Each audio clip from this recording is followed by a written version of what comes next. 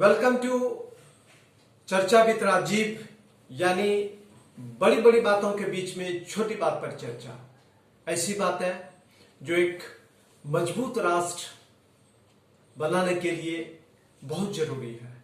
इन सारी छोटी छोटी बातों पे हमें चर्चा करना बहुत जरूरी है एक मजबूत, एक आत्मनिर्भर भारतवर्ष के लिए।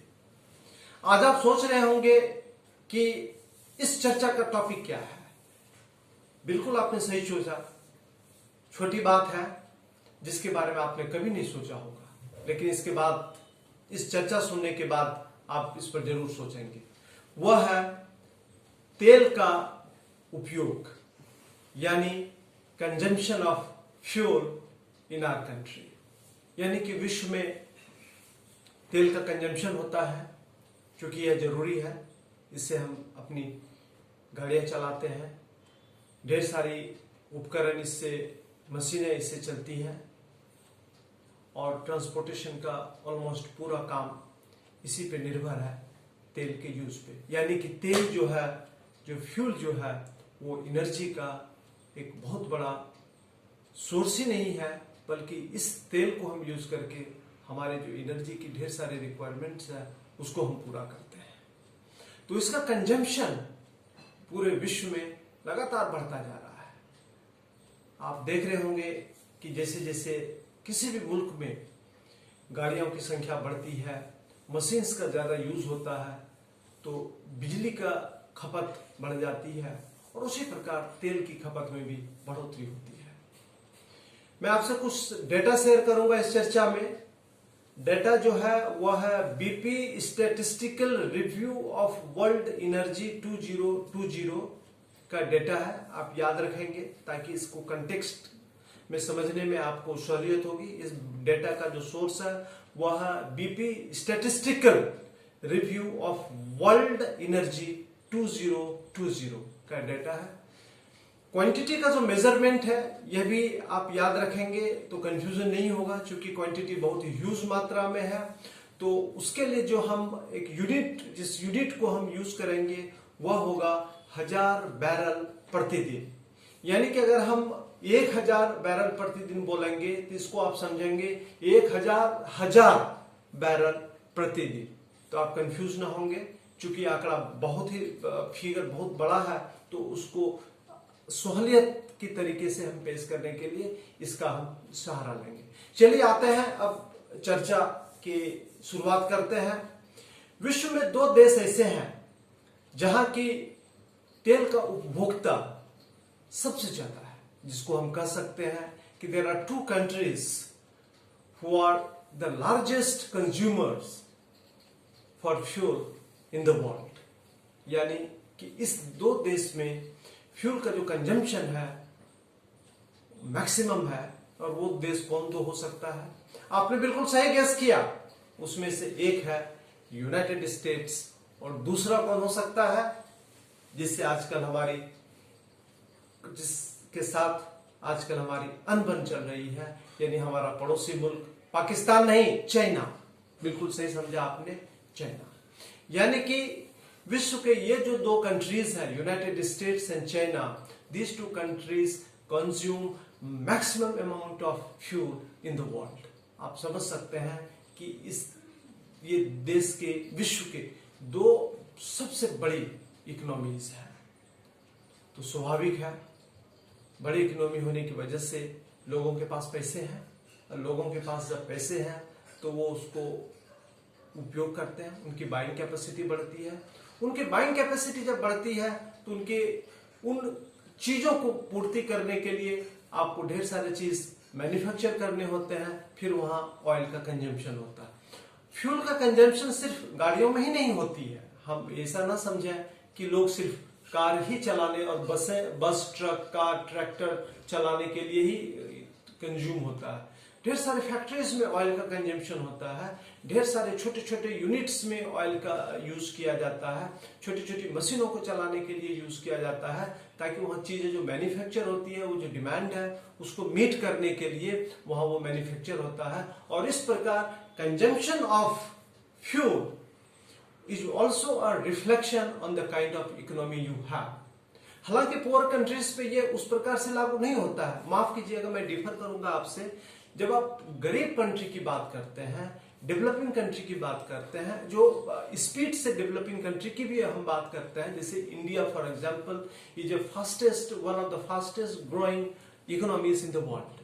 तो इसका मतलब है यह नहीं है कि वहां सामान्य लोगों की पेइंग कैपेसिटी और बाइंग कैपेसिटी बढ़ रही है और वो यूनिफॉर्म कंजम्पशन ऑफ ऑयल हो रहा है उस कंट्री में। ऐसा बिल्कुल नहीं होता है। यहाँ लॉपसाइडेड है अपने यहाँ। स्वाभाविक है, जिनके पास ज्यादा पैसे हैं, अगर हम छोटी सी एग्जांपल से इसको समझने का प्रयास करें तो जिनके पास गाड़ियां हैं तो वो उसको फ्यूल को कंज्यूम करेंगे, नेचुरली करेंगे। आज आप देखते हैं कि हिंदुस्तान में गाड़ियों की कमी नहीं है, बट उन्हीं के पास है जिनके पास पैसा है। पैसा से होने से मेरा मतलब है कि वो सामर्थ्य है, वो हाई इनकम ग्रुप के लोग हैं। लोअर मिडिल क्लास में भी गाड़ियां होती है, जरूरत के अनुसार होती है, एक होती है, मैक्सिमम 2, और इसके बाद उनके पास गाड़ियां नहीं होती है। सामान्यतः हम ये देखते हैं कि लोअर मिडिल क्लास के जो लोग हैं उनके पास एक कार होती है और उसके साथ एक बाइक या एक स्कूटर होता है और इससे वो अपना काम चलाते हैं, क्योंकि उनके पास स्पेयरेबल मनी इतना नहीं होता है कि गाड़ियों की झुंड लगा लें। लेकिन जो हम में से रिच हैं उनके पास काफी गाड़ियां होती हैं, 2 होते हैं, 3 होते हैं, 4 होते हैं, 5 होते हैं, उसकी मतलब 6 हो सकता है, 10 भी हो सकता है। पैसे हैं तो गाड़ियों की क्या बात। लेकिन ऑयल का जो कंजम्पशन है इसका डायरेक्ट संबंध सिर्फ नंबर ऑफ व्हीकल्स से ही नहीं है, इससे है, लेकिन जैसा मैंने आपको बताया कि ढेर सारे मैन्युफैक्चरिंग यूनिट्स भी इस पर डिपेंडेंट है। आइए अब चलते हैं, डेटा की बात करते हैं कि अमेरिका में प्रतिदिन ऑयल का कंजम्पशन कितना होता है। ये फिगर है, ऑफिशियल फिगर जो है इस ऑर्गेनाइजेशन का है, जो कि मैंने आपको बताया, BP statistical review of world energy का जो डेटा है उसके अनुसार अमेरिका में 19,400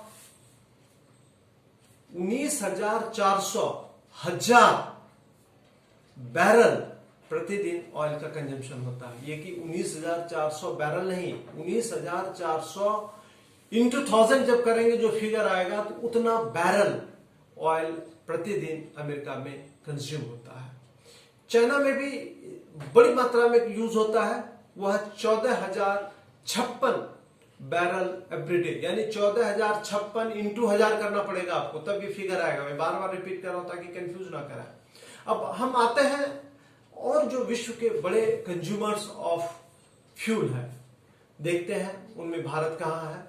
भारत में 5,271 बैरल प्रतिदिन फ्यूल का यूज होता है, इसको भी 1000 से मल्टीप्लाई करते जाएंगे। जापान में 3,812 1000 इंटू 1000 बैरल ऑयल प्रतिदिन यूज होता है। इसके बाद अरब में यह 3,788 इंटू 1000 बैरल प्रतिदिन ये यूज होता है। और उसी प्रकार रसिया भी बहुत बड़ा इकोनॉमी है, बहुत बड़ा कंट्री है, वहां 3,317 इंटू 1000 बैरल प्रतिदिन ऑयल कंज्यूम होता है। मित्रों, ये समझने की जरूरत है कि हम जब इतने ऑयल को कंज्यूम करते हैं और ये जो मेजर कंज्यूमर्स है, मेजॉरिटी ऑफ जो कंज्यूमर्स हैं जो अपने कंट्री में, they are the rich people, और उसमें मुझे नहीं लगता है कि हमारी आपकी उसमें कोई ज्यादा शेयर है, यानी लेसर मॉर्टल्स का उसमें ज्यादा शेयर नहीं है। इसका मतलब है कि इनइक्वालिटी है, inequality in the distribution of income, inequality in the distribution of opportunities, inequality in the distribution of resources. यानी कि हमारा विकास तो हो रहा है but that's the lopsided development, जो कि खतरनाक है। एक मजबूत भारत, एक आत्मनिर्भर भारत बनाने के लिए हमें यह सुनिश्चित करना पड़ेगा हमारा जो विकास हो रहा है यह यूनिफॉर्म हो, इसमें सबका साथ हो, सबका विकास हो। अदरवाइज एक आत्मनिर्भर भारत बनाने का जो हमारा सपना है, जो कि एक target prime minister mister Narendra Modi ji ने जो एक टारगेट फिक्स किया है, एक जो गोल दिया है हम सबों के लिए, उसको हम कभी अचीव नहीं कर पाएंगे। मुझे लगता है कि बड़ी बड़ी बातों के बीच में मैंने छोटी बात पे चर्चा की, और एक बात मैं एक बात के लिए आपको धन्यवाद देना चाहूंगा कि आप इस चर्चा को लाखों करोड़ों लोगों तक पहुंचा रहे हैं। आप इस चर्चा को देश की चर्चा बना रहे हैं, धीरे धीरे बना रहे हैं, लेकिन बना रहे हैं। और एक वो दिन आएगा जब पूरा देश इसी चर्चा, उन्हीं चीजों पे चर्चा करेगा जिस चर्चा की शुरुआत यहां से होगी, आपसे होगी, और उसको पूरा देश उसके ऊपर चर्चा करेगा। धन्यवाद।